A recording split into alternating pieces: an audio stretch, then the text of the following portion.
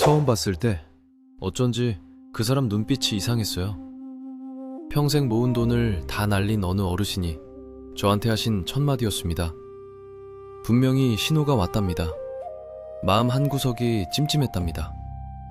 그런데 말이 어찌나 번지르르 하던지 설마 하고 넘겼답니다. 그리고 통장이 텅 비고 나서야 그때 그 눈빛이 자꾸 떠오른다고 하시더군요. 한숨을 푹 쉬시는데 저는 그 한숨을 한참 잊지 못했습니다. 여러분도 있으시죠?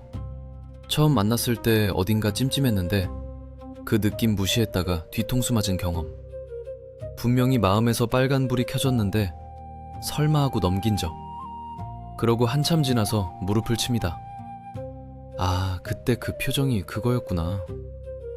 솔직히 말씀드리겠습니다. 나이 60 넘으면 사람 잘못 보는 게 그냥 기분 상하고 끝나는 일이 아닙니다.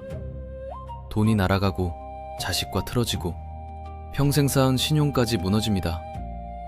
젊을 땐 다시 일어설 시간이라도 있죠. 이 나이엔 없습니다. 그래서 더 무섭습니다. 그런데 참 이상하죠? 그렇게 중요한 사람 보는 눈을 우리는 평생 한 번도 제대로 배운 적이 없습니다. 학교도 안 가르쳐주고 부모도 안 가르쳐줬습니다. 그저 데이고 또 데이면서 비싼 수업료 다 치르고 나서야 어렴풋이 익혔을 뿐입니다. 오늘 그 이야기를 하겠습니다. 사람의 본심이 얼굴에 어떻게 드러나는지 5가지. 미신 같은 관상 이야기 아닙니다. 사람을 수도 없이 겪어본 한 사람이 평생 갈고 닦은 진짜 눈입니다. 그런데 5가지 중에서 진짜 핵심은 맨 마지막 하나입니다. 그건 끝에 가서야 말씀드립니다. 미리 말하면 김새거든요. 그러니 오늘만큼은 끝까지 들어주십시오. 그 마지막 하나가 앞으로 남은 인생에서 사람한테 다시는 안 속는 결정적인 열쇠가 될 테니까요. 사실 이 사람 보는 눈을 200년 전에 누구보다 매섭게 가졌던 사람이 있습니다. 다산 정약용입니다. 정약용이 어떤 사람입니까? 임금 정조의 총애를 한 몸에 받던 사람입니다.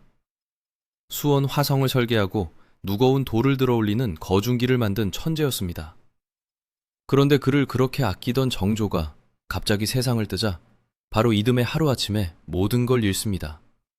그 먼 남도 강진 땅으로 18년 귀향길에 오릅니다. 잘 나갈 땐 주변에 사람이 구름처럼 모였습니다.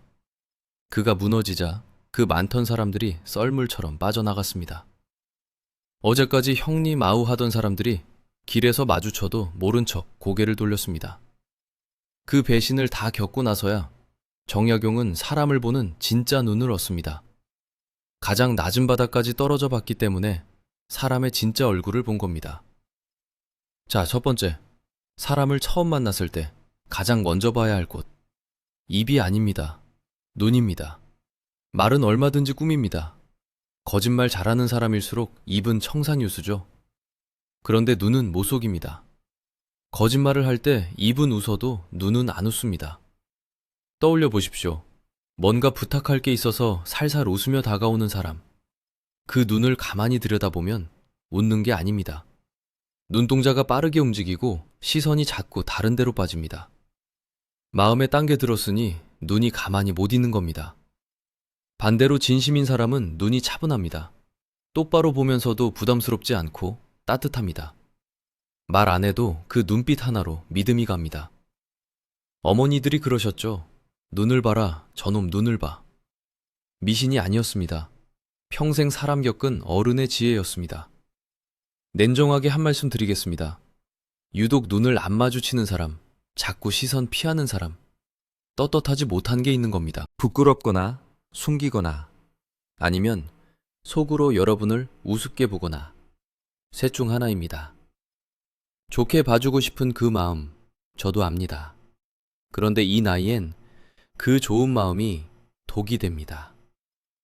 정약용이 제자들에게 늘 일렀던 뜻이 있습니다. 사람을 볼 땐 그 말을 듣지 말고 그 마음을 보라고. 말은 포장해도 마음은 결국 얼굴로 새어 나온다는 겁니다. 특히 눈으로요. 그러니 이제부터 누가 다가오면 말부터 듣지 마십시오.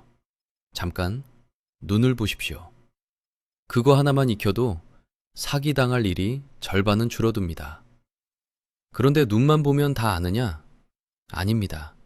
눈은 시작일 뿐입니다.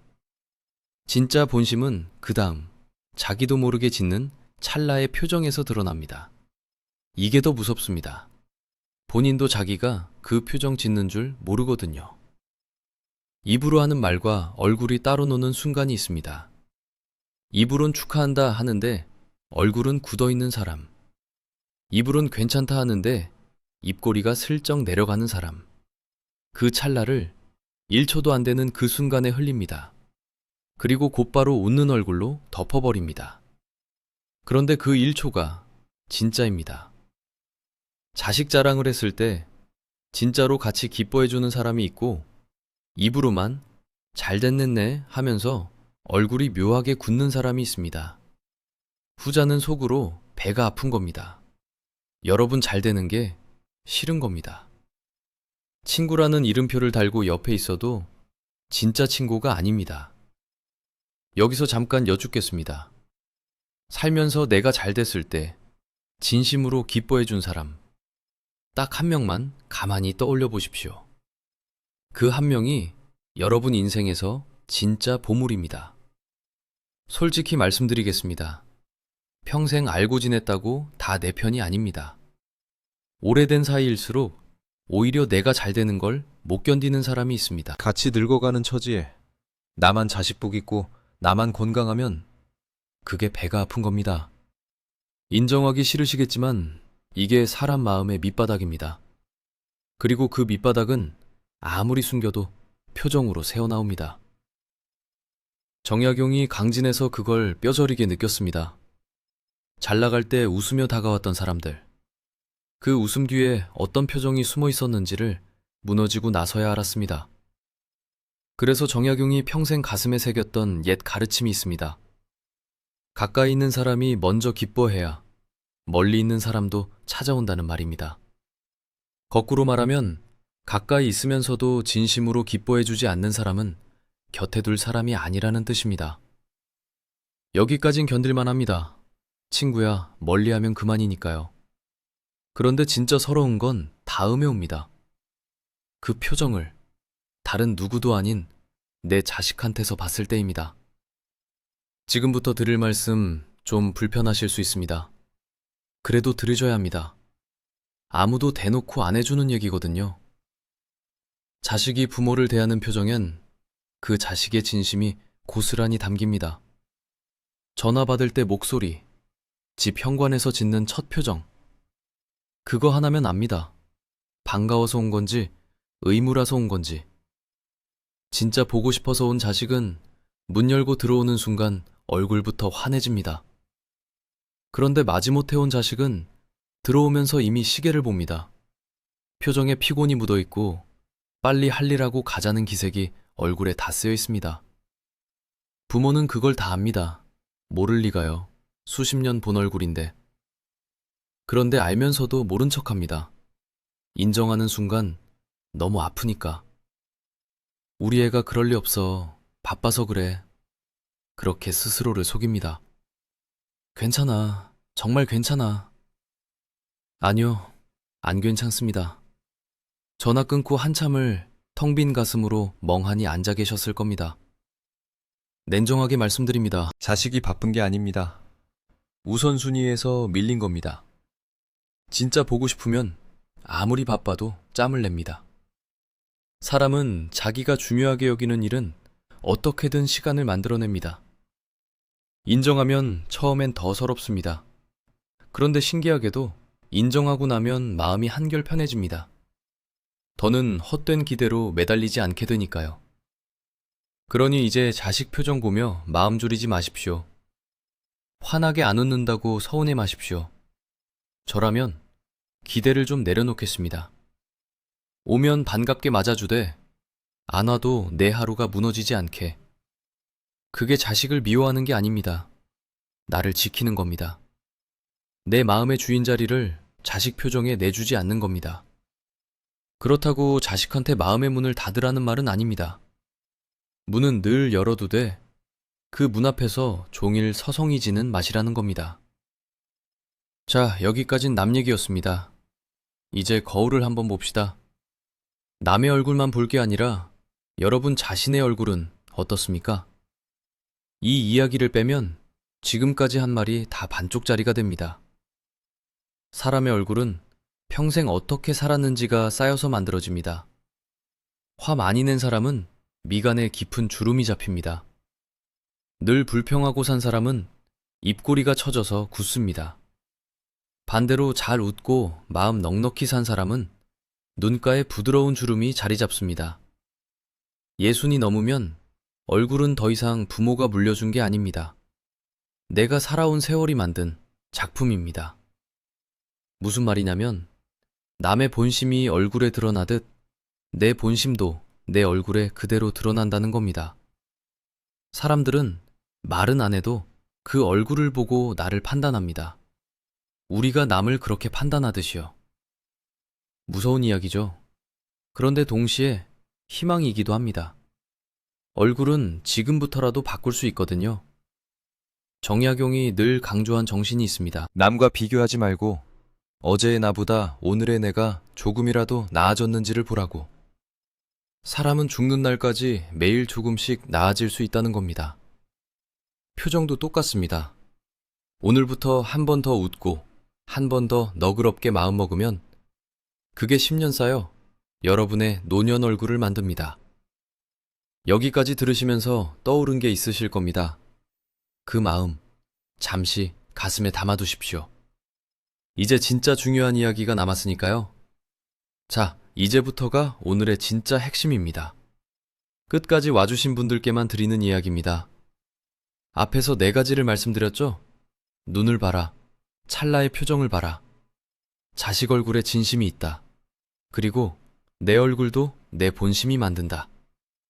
그런데 사실은요, 오늘 알려드린 이 4가지가 마지막 5번째 앞에서는 다 곁가지입니다. 진짜 무기는 이 기술들이 아닙니다. 여러분이 이미 갖고 있는 그것입니다. 그건 바로 처음 봤을 때 여러분 마음에 켜진 그 느낌을 절대 무시하지 말라는 겁니다. 사람을 처음 만나면 머리로 판단하기 전에 마음이 먼저 합니다. 어딘가 찜찜하다. 어딘가 불편하다. 이상하게 거리를 두고 싶다. 그 느낌은 미신이 아닙니다. 여러분이 평생 수천 명을 겪으며 쌓은 데이터가 한순간에 내리는 결론입니다. 눈빛, 표정, 말투, 분위기, 이 모든 걸 여러분의 머리가 1초 만에 종합해서 보내는 경고 신호입니다. 그런데 우리는 그 신호를 자꾸 무시합니다. 설마, 좋게 봐야지. 사람을 그렇게 보면 안 되지. 이러면서요. 솔직히 말씀드립니다. 사기당한 사람들, 배신당한 사람들, 그분들 대부분이 나중에 똑같은 말을 합니다. 처음부터 좀 이상하긴 했어. 그 느낌이 맞았던 겁니다. 다만 그 느낌을 믿지 못하고 좋은 사람으로 생각하려 애쓰다가 당한 겁니다. 착해서 당한 게 아닙니다. 자기 직감을 안 믿어서 당한 겁니다. 그래서 오늘 알려드린 5가지 중에 정작 가장 중요한 건 기술이 아니라 여러분 자신이었던 겁니다. 정약용이 18년 유배를 끝내고 고향에 돌아왔을 때 그는 더 이상 아무한테나 마음을 주지 않았다고 합니다.